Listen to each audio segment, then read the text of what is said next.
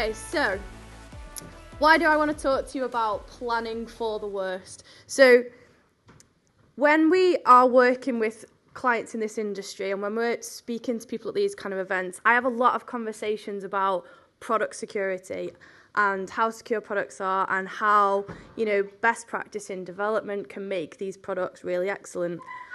I find that these same great products actually are missing a secure business behind them. So last year I did a talk on you've secured your product, what do you do for your business? This time I want to take that a little bit further and actually talk to you about some of the experiences that I've personally lived whilst dealing with an actual ongoing cyber attack, draw on some of the work that Sakama have done with clients to tell you how awful and stressful it can be and actually how to do it well. So in this industry, 93% of organisations who rely on IoT for critical business operations have experienced a data breach due to insecure devices. Now, there seems to be, for me now, an acceptance across all businesses that actually, we don't need to focus quite as much now on preventative measures because we know that you cannot prevent a cyber attack and we know it's going to happen. So actually, how do we trade through it and how do we keep going? Well, there we go. The other thing is as well, we've got a change in customer expectations. So as the person in our business to us who has to fill in these awful 100-question forms about, supplier due diligence and what do we do to prevent your data going missing, I've seen a massive change in the kinds of questions that have been asked. So in 2021, clients wanted to know about how securely we configured our firewalls and did we have a clear screen policy? Was there a point of contact if something went wrong? Actually now, more and more of those questions around, do you have an effective continuity plan? Do you have an effective incident response plan? Please, can you tell us your recovery time objectives? And for me, that indicates the shift in mindset now. It's not about preventative, it's about reaction. My worst day at work was in a previous role in a completely different industry that used to work in protecting clients' money when they were buying a house. And my job there, I was the CTO, and I was one of those unlucky CTOs, I'm sure there are plenty in the room, where security actually just accidentally falls on your desk because you know about plugs and wires. And that was how I got into security. I had a phone call from a very panicked junior member of staff saying, Jen, one of our clients has had an email from me that I didn't send, and thus begun my first ever stressful experience of a cyber attack.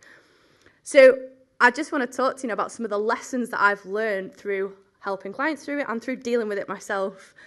The first one is that communication is absolutely everything, and there are different types of communication that you need to do at different times. So one of the things that I've found really useful is having an inner circle of trusted professionals within the business where you can be completely transparent. You need a small group that you can rely on. You need to identify those people in advance. During a cyber attack is the wrong time to be making critical decisions. So be transparent with those people and agree between you a really standard statement that you're going to communicate during your process of investigation and finding out what's going wrong. And communicate that to staff. So that's going to be absent of any detail. It's going to be absent of any, things that might be used to continue the cyber attack. You're going to involve your marketing teams and PR. I read so many incident response plans that don't include people who are experts in communication, and actually during a cyber attack, they are one of your biggest assets. Communication with your clients and suppliers is the thing that's going to allow you to trade through this rather than let it sink the business. Different details are required at different stages of the cyber attack. If you go communicating too much too soon, actually you might prolong that incident because you're essentially giving away information that's going to help that attacker. Don't forget that different people who are involved in the cyber attack actually might need different levels of communication. So your leadership team are going to want to know, the concise message, what's happened, what do I need to do, how many clients' data have we accidentally leaked, and actually where do we need to get to? So what's our recovery objective? Your techies in your inner circle, your IT teams, your incident response specialists They need details, they need a timeline, they need your analysis of what's happened. And your customers, and this is something that I think is where your marketing teams come in, your customers need empathy. So there was an attack in an industry that I used to work in the legal sector. There was an attack on a major IT supplier to the legal sector, which left a few thousand people sat in moving vans unable to complete on their transaction.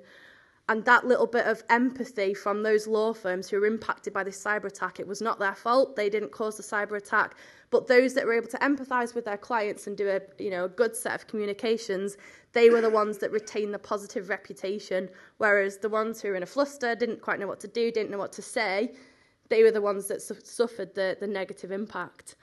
The customers want to know as well what the impact's going to be, so what potentially has been breached, what might happen to their data, how soon is the service going to be up and running again. Before you do anything else, so once you've had that, I think something's gone wrong phone call, dig out your business continuity and disaster recovery plans. Now, this is a really bad time to find out that you don't have them, or you don't have them in an accessible location. So again, having personally made that mistake of having this really good business continuity plan that wasn't available offline, the little things really matter. So I'm quite often asked, what's the difference? Why do we need both? Business continuity and disaster recovery serve two different purposes.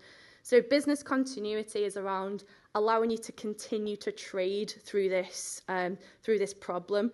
So it might rely on things like manual processes or alternative suppliers. We might have to disconnect part of our functionality for a little while, but actually our core business can still function. So it's about allowing the core business to still function. Disaster recovery is about returning to normal operations, and that's where we're looking at things like recovery time objectives, so understanding all of those steps that you need to take to recover to normal business. That's the point of your disaster recovery plan. We frequently receive phone calls from customers that, we may have had a call with them 6 months earlier and said, we really should do some incident exercising with you guys. It's one of the things that we've identified as missing. And we get a call 6 months later saying, okay, we're in the middle of a cyber breach now. What do we do? And it's just the wrong time to be. It's like buying your car insurance after you've just hit somebody. Okay, so let's say you are in this really stressful situation. It's really important you follow a logical plan. And again, please do this in advance. So identify the source of the compromise, figure out what tools and what methods you've got available to you to be able to work out what's happened. Use your vendors to help. So all these suppliers that you spend tens of thousands of pounds with every year, get them on the phone. This is where you'll figure out who are your good suppliers and actually who you should continue to trade with, because good vendors will help you. Participate in intelligence sharing forums. So there's lots of different communities where you can find details and share details about cyber attacks. Those people can be your allies in these situations. Stay open-minded. Actually, our first instinct as people who work in a technical industry is to look for some kind of really sophisticated attack. The first cyber incident I ever dealt with, actually somebody had just chosen a really poor password. Somebody had guessed the password and had created a forwarding rule to their deleted folder and were communicating with clients from the deleted folder. It's very low tech, didn't require any sophistication. So don't automatically jump to, oh, we're definitely being hacked by a nation state and they're after everything. So stay open-minded about what it is. You're then moving on to containing the incident, and it's really difficult to think about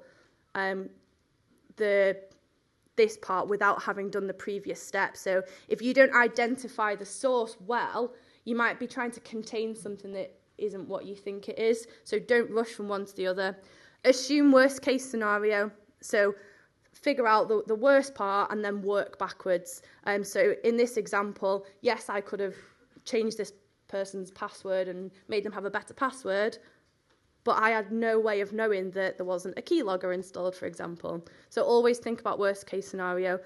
Don't release any details at this point. Don't share any details outside of your trusted circle, because actually you could be feeding these details to the person who's compromising your business. It's really sad, but actually lots of these things are done by insiders. This part is really important, and it's something we don't do very well as an industry, is we don't preserve evidence. So you've then got to adopt a crime scene mentality. So take photographs, document everything. The first part of any incident response plan should be to nominate a person who's going to document the timeline. You'll need that when you're trying to go through the criminal process or insurance processes. You need to have that log of exactly what's happened when. Don't delete anything at this point, much as it's really tempting to go after malicious files and delete them. Actually, you might need them, so don't do that until you've managed to gather that evidence, and make sure that the logs that you're taking are preserved. So any kind of technical monitoring or even handwritten notes about what's happening during the incident, they're absolutely crucial to your recourse after the event. You're then moving on to hopefully recovering. And my biggest tip for this is don't rush to recover. So if you rush to recover, you might be leaving residual threats in there. So you might be leaving a backdoor for a second attack. So make sure that you actually understand and get help where you need to. Keep monitoring for residual threats. Just because you fix this initial problem that you found doesn't mean that there aren't other weaknesses there. So make sure you implement improvements, but keep monitoring. Please, I've done this one as well, please check backups before you restore from backups. If you restore from a compromised backup, you're back in square one, so make sure you check those before you restore from them.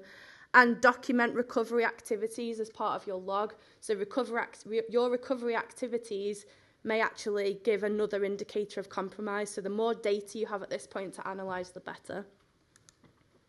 And then the most important part, learn from it.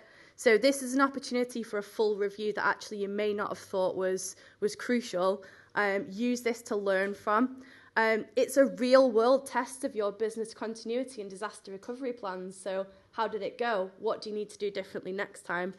Can you make any technical improvements? So, should you really have already had MFA in place to prevent this in the first place?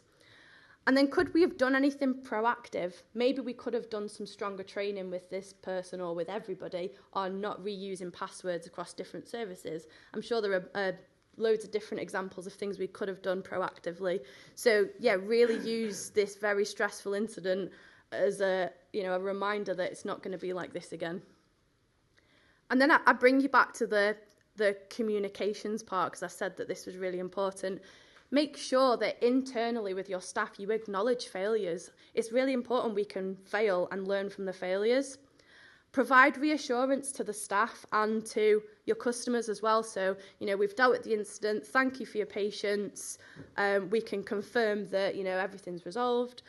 And give them details of next steps. So, should you want to speak to anybody else, give them a named contact. It's those kind of reputational points and that are going to, restore confidence in your customers. And most importantly, thank your staff and your suppliers who've been involved in the resolution. This is probably going to be the most hellish thing they've ever gone through in their careers, especially, younger staff who really care about the business. Make sure you thank them for their commitment. So lastly, I just want to bring you onto the points about, making sure that you exercise these things before they become a reality. It's the worst time ever to go through this process for the first time. And depending on what stage of maturity you're at with incident response activities, different drills and different scenarios will suit. So if you're in an organisation where actually you haven't really thought about incident response, you've been focused on your product and your product is really secure, but actually we haven't thought about what would happen if it did go wrong, then you're at the stage where you're looking to identify your critical assets. So looking at what actually you do need to keep that business running through an attack and start to develop those plans. There are plenty of organisations out there who can help with that. Karma is one of them. If you have a bit of a plan, so, we roughly know what we do, we haven't tested it, we've got a one-pager with some details in it, at that stage, you're really looking at making sure that the staff who are involved in that incident response actually know their roles. You'd be surprised how many new people come into a business and part of their induction isn't, what would you do during a cyber attack, or what do we need you to do during a cyber attack? So you need to make sure that those people are up to speed on what they need to do. Don't assume because somebody's a security expert that they know about incident response. It's not a well-developed field. It's not something that, many of us go through. And at this point, you want to be looking to conduct some tabletop exercises. So tabletop exercises look like the response team sat around a table and we say, okay, in theory, if this happened, what would the steps be? And we challenge ourselves at each one of these steps and we say, okay, is our business continuity plan available if our network goes down? Is there an alternative location we could go to carry on business operations? If our app fails, can we restore from backup? So we're doing that in theory. The best way of doing that is with a facilitator. A facilitator will add things into that conversation that you won't think of. You need an objective person to run that exercise well. It's the old adage, nobody likes admitting that what they've built has weaknesses or ugly parts. So yeah, do use a facilitator for that, whether that be an internal facilitator or somebody that you bring in who does these exercises as a service. If your business is at the point where, okay, you've got quite a well-developed plan, you might have done some of these tabletop exercises already, you might have even been through some of this in real life. I'd recommend at this point you look at conducting live play exercises. So live play might look like, okay, we will deliberately introduce some malware, for example, and we'll actually test whether our SOC can pick it up. We'll test whether our technical teams are able to respond. We'll test whether actually our marketing team can produce a really good initial statement. So actually do the things that are in the plan. And until you get to the point where you're doing live play exercises, you've got no validation at all of your recovery time objectives. Until that point, we're just guessing. I did a live play exercise with an organisation where if I shared the name, you would all know them. You've all probably watched things of theirs on telly. And they actually identified a number of critical assets during a live play exercise that previously they weren't aware of. So there are so many business benefits to doing these live plays. If you feel like you've got a well-defined regular exercise plan, live play and functional exercises are still absolutely crucial because things change over time. If you make the smallest of infrastructure change, that can change your response plan. So keep exercising them. I'll just finish off by saying, upstairs we've got consultants on our stand. So, come and ask us. There's two of us up there who do this kind of work and who do these incident exercises. So if you've got any questions about that, not to diss salespeople, but we're not salespeople up there. We are people who actually work doing this every day. So yeah, come and say hello. We might be a bit northern, we're from Manchester, but despite that, we're really nice. So thank you very much, guys. Happy to take a question, Chris, if we've got time. Yeah, we've got time.